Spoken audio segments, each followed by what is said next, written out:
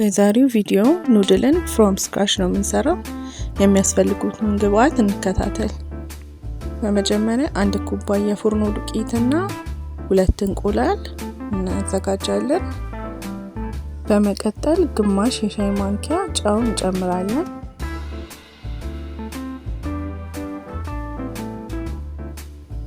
ከዛም 1 የሻይ ማንኪያ ዘይት እንጨምራለን። በመቀጠል እንቁላሉን በደንብ ከመታን በኋላ እናደባልቀዋለን።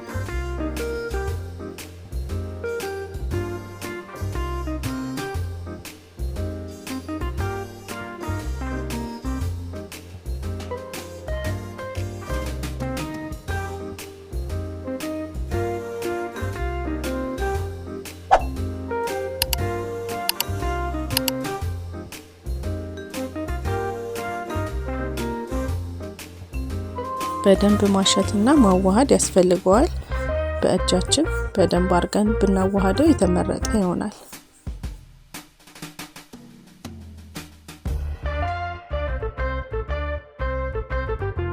በዚህ ሁኔታ በደንብ አድርገን ካዋሃድነውና ካሸነው በኋላ ለ20 ደቂቃ በላስቲክ ሸፍነን ማስቀመጥ ይኖርብናል።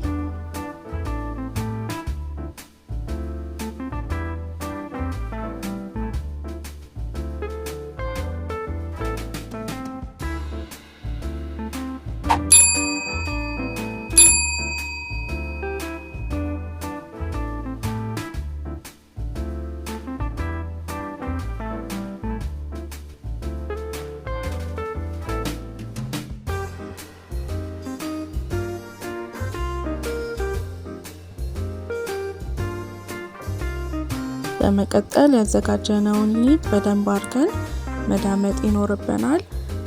የመዳመጫ ማሽንም ካለን በዛ መጠቀም እንችላለን።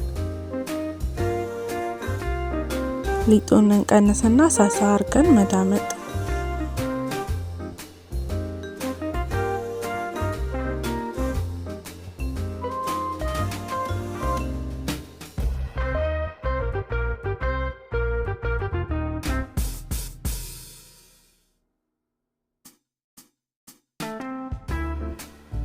በምንዳምጥበት ጊዜ በመሃል እንዳይያያዝብን ዱቄት እያረግን ብንዳምጣው ቆንጆ ቴክስቸር ነው። በመጨረሻም በምንፈልገው ቅርጽ አድርገን አጣጥፈን ማቆራረጥ ነው። እኔ የተጠቀምኩት ኖርማል ስትሬት የሆነውን ነው። በምንቆርጥበት ጊዜ እንዳይጠባበቅብን ቢላችን ላይ ዱቄት እያረግን ቢሆን ይመረጣል።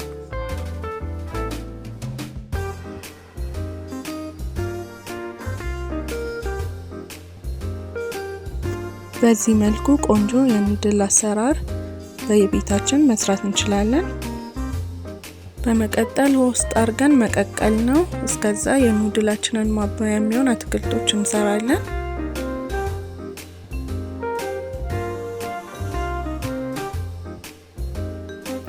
ለማባያ የሚያስፈልጉትን ግብአቶች በተመሳሳይ ቅርጽ አድርገን እንከትፋቸዋለን። በዚህ መልኩ ቀጫጭን አድርገን ብንከትፈው ቆንጆ ይሆንልናል። በመቀጠል መጥበሻችንን አግለን ዘይታችንን እናረጋለን። ከዛ የባሮ ሽንኩርትና ነጭ ሽንኩርቱን እናስገባለን። እኔ ተጠቀምኩት የባሮ ሽንኩርት ነው። የቀይ ሽንኩርትም መጠቀም እንችላለን። በመቀጠል ካሮታችንን እናስገባለን። እንደዚህ ቆንጆ ሆኖ እንዲታይ በቀጫጭኑ ከትፏቸዋለን። እኩል ሳይዝ አድርገን ከሁሉም አትክልቶች ጋር። የዝኩኒውም ቅርጽ እንደዛው ቆንጆ ሆኖ የተከተፈ ነው። በመቀጠል ብሮኮሊያችንን እንከታለን፣ እንጨምራለን። ቀስ ባለ እሳት ነው ያበሰልኩት ያለሁት። በመቀጠል ሶያ ሶሳችንን ብዙም ሳናበዛ 1 ኩባያ በክዳኑ እናረግበታለን።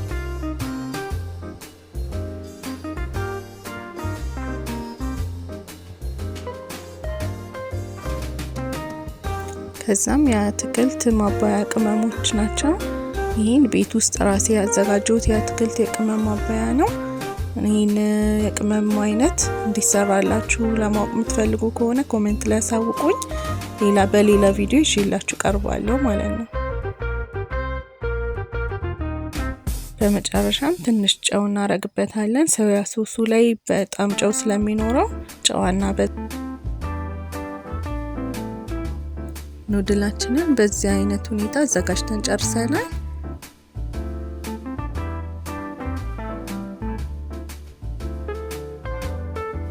በጣም የሚያምር ሆኖ ቀርቦልናል። ማያያዝ ነው። በጣም ውጪ ከምንገዛቸው ፓስታዎች የተሻለ ፓስታ ሆኖ ቀርቦልናል። የሚያምር ኑድል ሆኖልናል። በቤታችን ውስጥ እንደዚህ ለልጆቻችን ለምሳቃ ያረግን መስራት እንችላለን። እንዲሁም ለቤተሰብ የሚሆን ነው። በጣም ቆንጆና ጣፋጭ የሆነ የኑድል አሰራር ነበረ። አመሰግናለሁ ስላያችሁኝ። ሰብስክራይብ ማድረግ እንዳረሱ። ቻው።